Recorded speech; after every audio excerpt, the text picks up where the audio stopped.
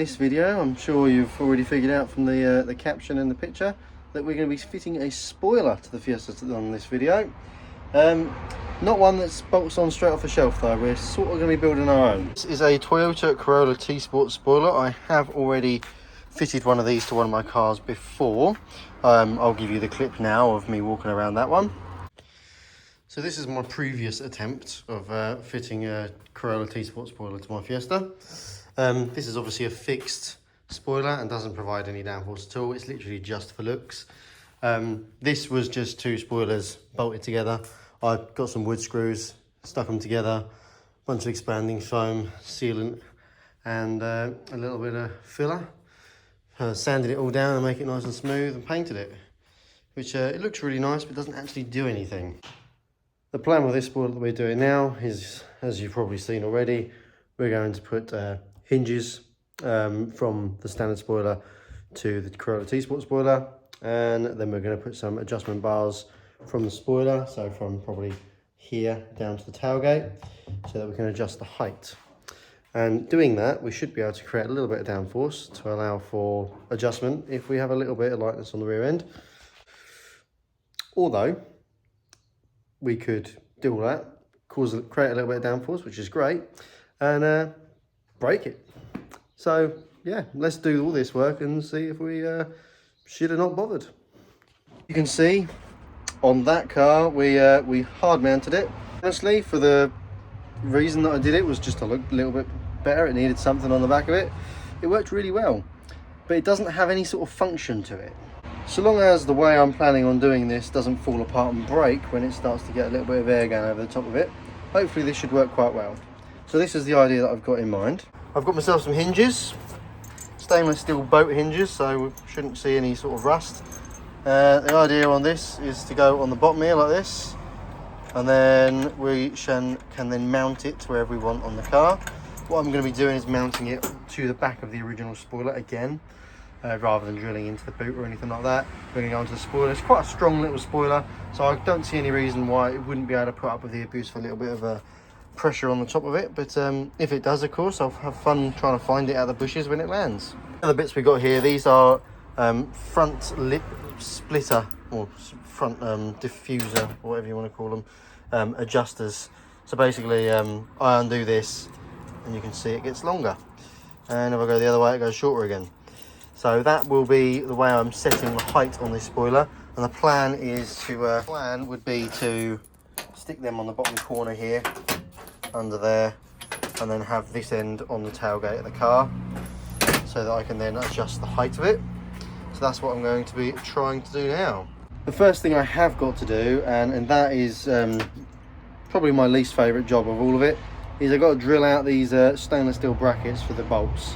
They're slightly bigger than this, and I didn't want to use little tiny M8 or M6, whatever this hole is.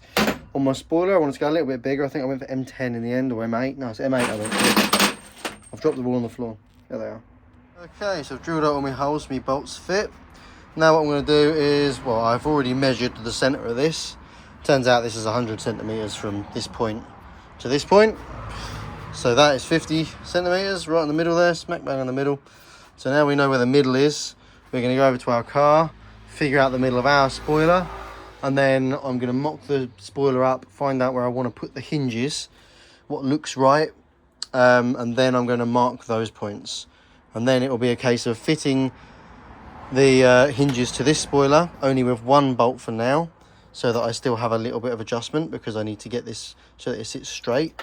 And then once I've got it bolted onto the other spoiler, I can then go through the process of drilling out the other hole so that I make sure that I get it in there perfectly straight. So I'm going to do that now. I have only got one hand, so I will be back in a minute. I forgot I had this thing, so yeah, here we go. I found the centre of my spoiler, as I said before. I've got a little mark there. I've also got two little marks here you might be able to see.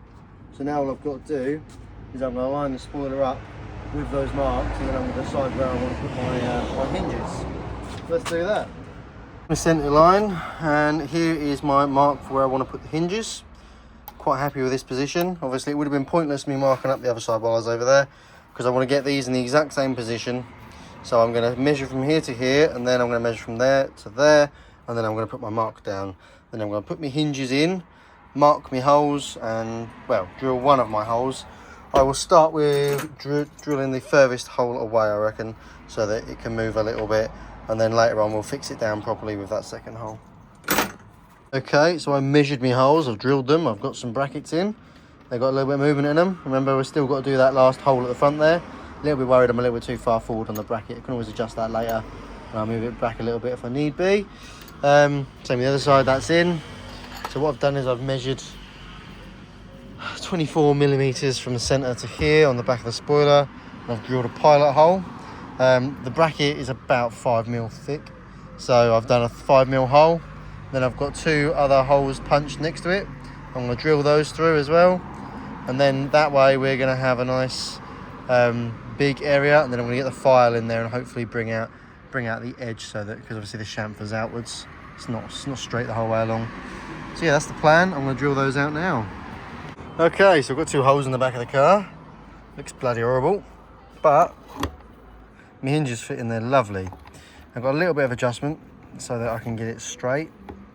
I've got a couple of ideas, well, 2 ideas rolling around in my head right now. I know how well like sealant sets. It's like rock solid stuff, really good stuff. I'm curious whether I should seal that in there or whether I should continue with the nut and bolting it down. Because the problem I've got with the nut and bolting it down is there is a little bit of up and down movement in here. Nut and bolting it from the bottom is not going to get rid of that movement because there's a gap in the middle. So it'll be tight, but there'll still be a little bit of play. The biggest issue I have with sealing it in place is it doesn't actually have any like physical hardware holding it in. And in my head it would be strong enough, but I'm also not too keen on the idea of not having something physically holding it in that you can see and you can check on. But I think realistically with the movement we've got in that, we're going to have to do something to fill that void. Whether I nut and bolt it through and then I put sealant in there when I fit it, and then it's permanently fitted with a bolt on the top maybe, which is a possibility, and then it eliminates the issue I've got of allowing it to set. Well, I can't stand here for hours on end waiting for the sealant to set, can I? So I've got to come up with an idea that's going to mean I don't have to sit around all day long. And bolting it in place will allow it to sit where it needs to sit and then also set. So I think that's what we might have to go with in the end. And then that way I only have to drill 1 hole in the back of the car. So I've only got 1 in the back here, and then I've got 2 in the spoiler. So I'm not keen on the idea of having the visible bolts anyway, but they are going to be flat, which is the main thing. I suppose the next job now though is to measure the distance from this little foldy bit on the hinge, whatever you call that, to the hole, and then I can use that measurement to figure out where I'm going to drill the hole in the back of the car. So I would say it's a success. Obviously having the standard spoiler on there doesn't look the best, but I want this to be reversible just in case it doesn't work. Might do it a little bit different later on, where I mount it to the boot instead of a tail, instead of a spoiler. But anyway, I just had it on the car.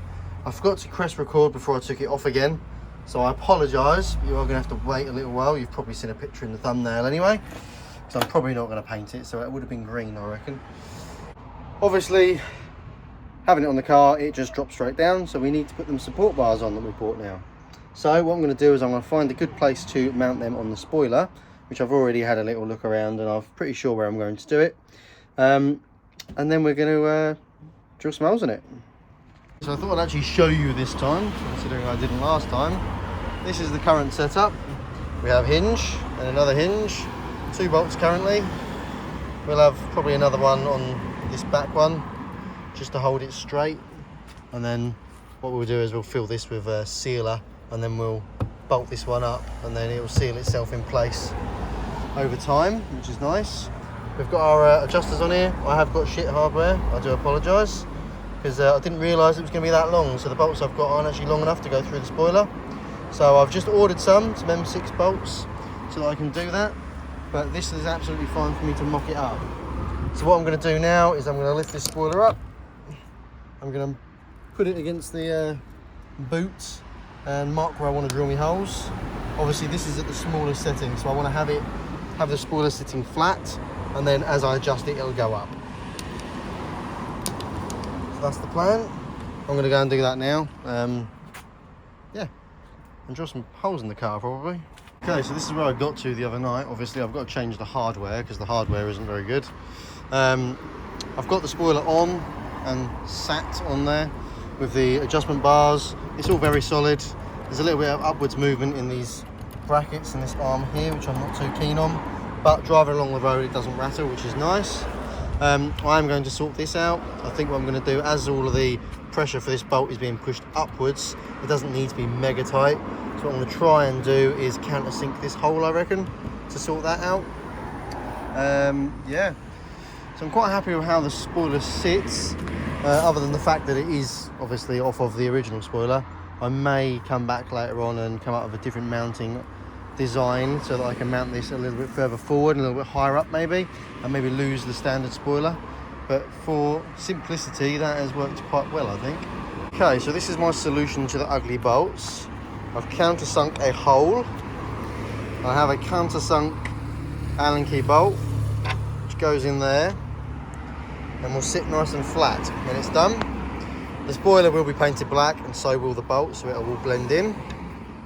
That'll fit nice. Unfortunately, I don't have the right size bolt, so I can't actually fit it today. So I've got to put the other ones back on for now. But that will definitely do the job and make it look a hell of a lot better. I've also got some these countersunk bolts. I've painted some with black. What I'm also going to do is I'm going to straighten this hole so that it's more straight against the spoiler, and have this countersunk in here to make that look nice. Unfortunately on this side, because the inside of this spoiler is basically foam, countersinking isn't really a good idea because I won't have any real structure for it to grab hold of. So what I'm going to have to use is a flat top bolt rather than this countersunk one that I've got in here now, so that I can not drill any more of the top of this spoiler. Unfortunately, from using this spoiler as my mounting plate, that is what I'm going to have to live with that.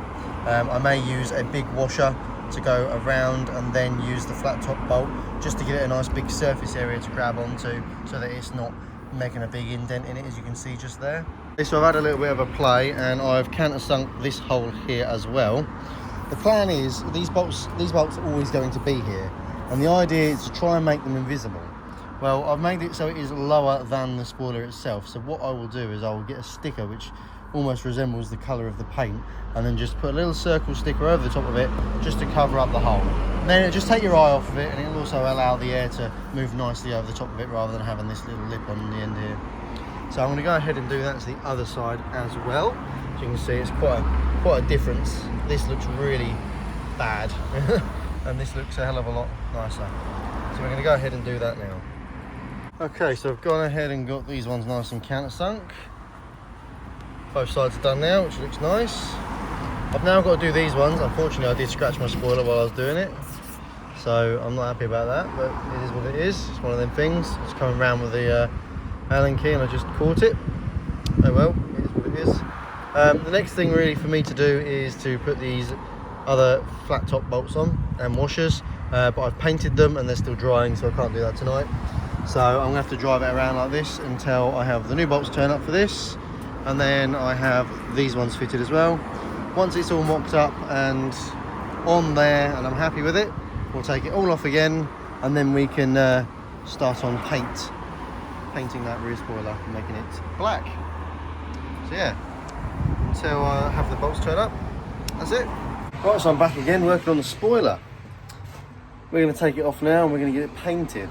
I have taken the liberty off camera to fit some new hardware. I countersunk some Allen key bolts. You saw me countersink it, but I never fitted them on camera. And I've also put my flat top bolts on there just to make it look a little bit better for now. We may result back to using the gasket technique.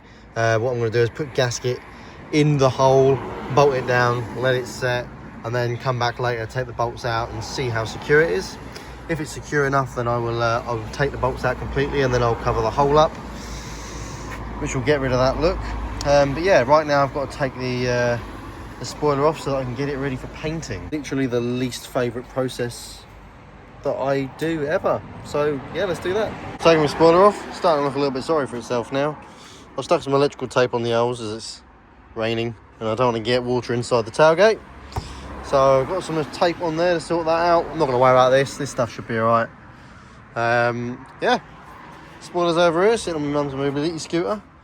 I think I'm going to take it into the garage and try and get this on the panel stand. And I'm going to try and use some paint stripper to get the paint off of this. Because it has to come completely off. As you can see here, the paint's actually bubbling and coming off. So I'm not going to get away with just giving it a quick dust over and then painting it. I'm going to have to remove the paint down to nothing. So I'm hoping paint stripper will do the job. Not used it on any automotive parts before. So we will try it out. It's that stuff just there that I'm going to be using. So yeah, let's see what happens. Okay, so I've got the stand in the carport. The garage is a bit of a mess at the minute, so the carport will have to do for this. I've put paint stripper all over it. It's only just gone on about 5 seconds ago, so I've got to leave it about 15 minutes and see what happens really. Hopefully we'll have some of the paint, or all of the paint, ideally, will just fall off. If it doesn't, then I'm going to cry. Really don't want to have to DA stand the whole thing back to nothing, but well, we'll see. The weather is just delightful today. We have a rainbow. Oh, we have a rainbow. Oh. Okay, here we are. I've had the paint stripper on here for about 15 minutes now, and it seems to have done a very good job. There are a few areas that I may have gone a little bit thin on, which is why it's not come off properly. So what we're going to do now is we're going to go over it with a scraper, scrape off all the excess, and if there's any bits left over, we'll give it another light coat again, just to finish off those bits that haven't been attacked yet. So that's my plan.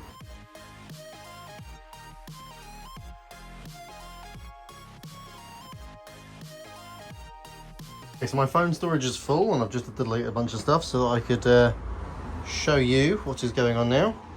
Yeah, it's scraped off very easily. I've just got a few little spots that I need to go over. To be honest, I'm probably going to go around this edge as well. Not that you can see it, but because I know it's there. I also want to go through across this front again, just to get all of this off. I didn't get in there very well.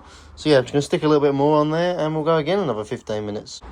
Okay, so a hell of a lot of prep work has gone into getting this to this position. Stripping all the paint off of it was quite a big task, but I'm not going to bore you with any of that because that's not what we're here to do. We're here to fit a spoiler, and we've already done that. I'm now at the point where the spoiler is completely prepped. It's just got to have a bloody good clean because it is still really dusty from all the wet sanding I've done. It's completely prepped, ready to be hung up and painted. So we're going to try and find a nice space in the garage to hang this, and then give it a really good degrease before we start with the primer. Okay, so I have my spoiler suspended from a beam. I've got some bungees on there. I would rather have rope, but the bungees were already there and it's easy. So hopefully they don't break. If they do, I'm probably going to cry. But the height's quite good. Quite happy with the location of it. He's put his ball in an inaccessible place again. So yeah, we're doing quite well. Now all I've got to do is I use brake cleaner to clean up panels before painting.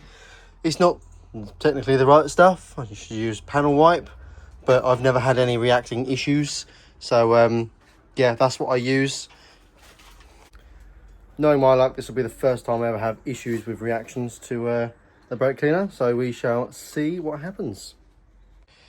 Okay, so I've gone over it with some panel wipe and some blue roll, and it's clean. All I've got to do now is stick some paint on it and hope for the best. The lighting in here is absolutely awful. I've not got all the lights in. Electric's expensive.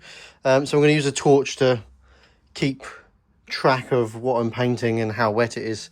Obviously, you don't want too much and you don't want too little. It's a very fine mix. I might mess it up. You never know. So let's find out.